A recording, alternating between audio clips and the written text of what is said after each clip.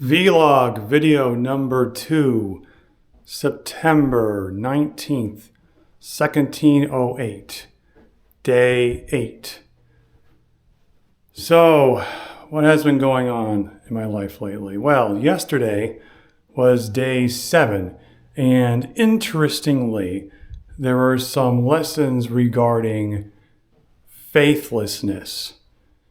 And the lessons regarding faithlessness were observing the amount of cheating, adultery, cuckolding, etc. that has been going on in the world.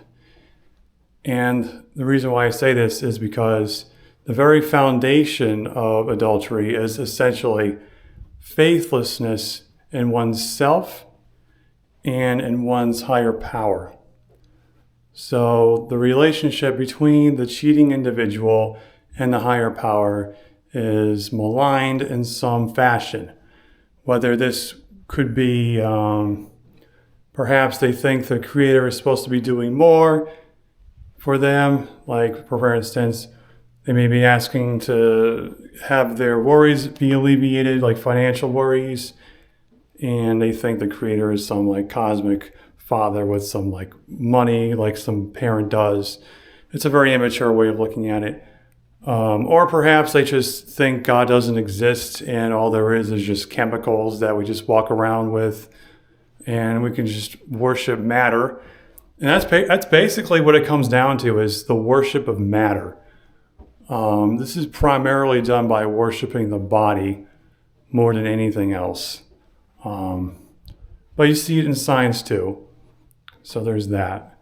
But yeah, the spiritual element is definitely missing in such people. And all this leads to atheism, which is worship of matter, which is more the effect here. And I'm thinking of all the horrible marriages out there and all the people cheating on each other. This is basically just being faithless in their higher power, which then leads them to worship matter instead. And they're just like, okay, well, you know what? My perception of God, what I expect him to do, is not happening. So I'm just going to go worship matter.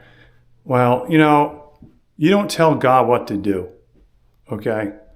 Your little ego doesn't tell God what to do. God works in mysterious ways. We can only understand him to a point. We can never totally understand him. And it's a really good time to start practicing humility instead of being arrogant about not getting what we want. Because it's humility that can allow us to see the truth to reality. And it's the truth to reality that sets us free, as that's always said. But it's true. And when I say set us free, it means setting us free on the inside. Setting us free on the inside. That's where it starts. That's where all of reality starts. It starts on the interior. Because whatever we see in life, we manifest it at some point because of what is inside of us.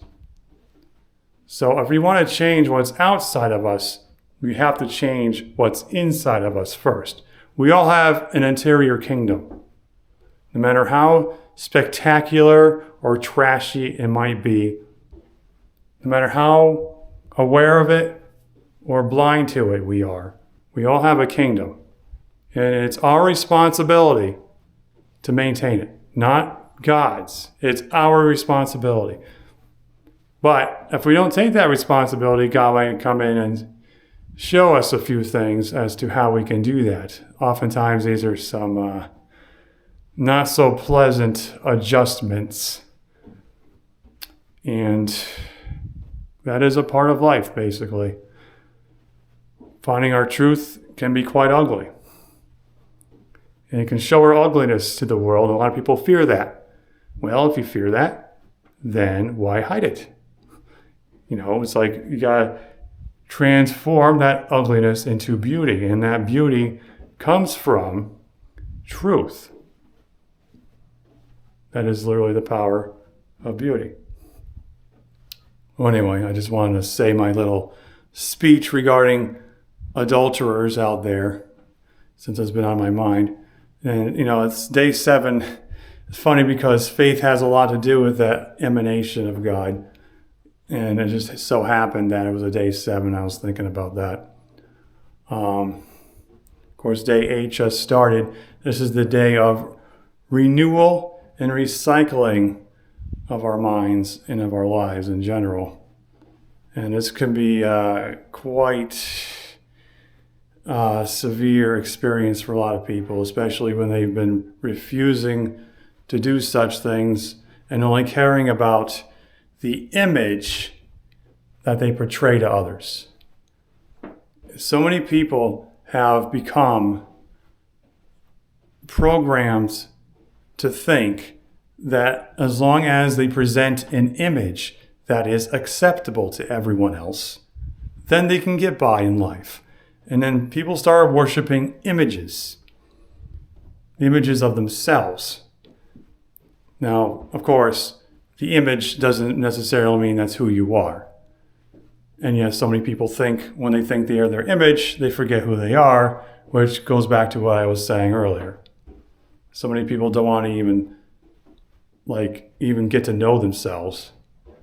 And then they wonder why their lives suddenly become very chaotic.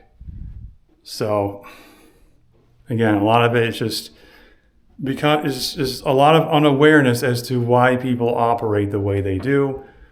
And in fact, the mass media really tries their hardest to keep people from being unaware of themselves as much as possible, because awareness is where it starts.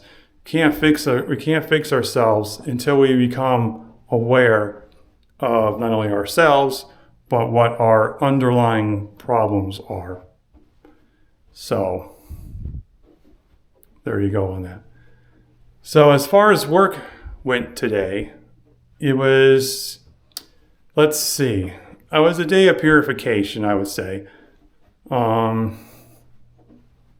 was running line 1, so this is definitely a line of initiative, and having to realign myself with the divine Godhead. And the wax tank that I used, tank 40, signified that I was undergoing a state of purification of the spirit, which was definitely much needed. And I could definitely feel that in my third eye with a small headache that thankfully is not too crippling. And it's still here right now as I make this video.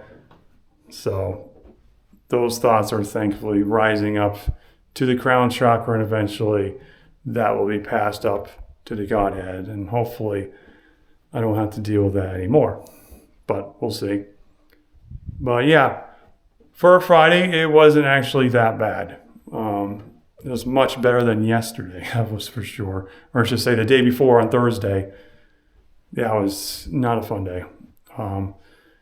Yeah, I did not end up getting the car as I wanted to. I ended up waking up feeling exhausted for some reason. And I recall getting 7 hours of sleep, and the dreams that I had were filled with myself going to these huge parties and huge buildings with groups of people. And I'm assuming, being a contactee, that I was up in some spaceship somewhere having some meetings with people. But of course, that is a presumption that my conscious mind here in the physical realm is making, although there's plenty of other times where I've had so many other coincidences, quote unquote, that this is likely the case. So it wouldn't surprise me. It does happen once in a while. Waking up exhausted like that is a sign that perhaps, you were somewhere else during the night, and the memory of which is stored in your subconscious. And depending on what your path is, you may or may not choose to recall consciously what occurred. So, of course, to me at this point, part of it's just business, but part of it's also just, hey, you know what? I've got something to share with people, and I gotta share it. Gotta share it. So there's that too. Okay, so Saturday. Today I will be going up to the new land and helping my father out with loading a washer and stacking a washer on top of the dryer. He had to buy a whole set to do this because of the model he has, so I'll be helping him do that. And I'll be probably doing chores and stuff around this house. So with that, thanks for watching the video. Have a good day.